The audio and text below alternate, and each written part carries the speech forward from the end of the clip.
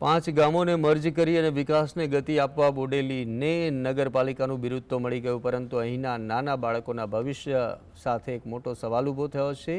18,000ની વસ્તી ધરાવતા બોડેલીમાં આજે પણ એક પણ આંગણવાડી ઉપલબ્ધ નથી। પરિણામે 5 વર્ષના બાળકોને 3 કિલોમીટર દૂર જવું પડે છે, જે તેમના વાલીઓ માટે મુશ્કેલ બન્યું છે। આરોગ્ય અને પોષણ જેવી મૂળભૂત સેવાઓથી બાળકો વંચિત છે અને 5 વર્ષ સુધી ભૂલકાઓને તેમના માતા પિતા 3 કિલોમીટર દૂર આવેલ જૂની બોડેલી ગામની આંગણવાડીમાં મોકલી શકતા નથી। રસ્તાની સમસ્યા, અંતર અને ખર્ચના કારણે મોટાભાગના વાલીઓ તેમના બાળકોને ત્યાં મોકલતા નથી। પરિણામે બાળકો પ્રાથમિક પોષણ અને પ્રારંભિક શિક્ષણથી જ વંચિત થઈ જાય છે।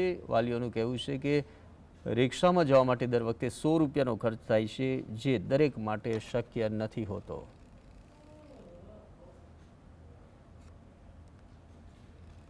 એ છે ને મારા વિસ્તારના લાભાર્થી મેં આવરી લીધેલા છે, પણ જે દૂરના લાભાર્થી મારી જોડે છે એ આવી શકતા નથી।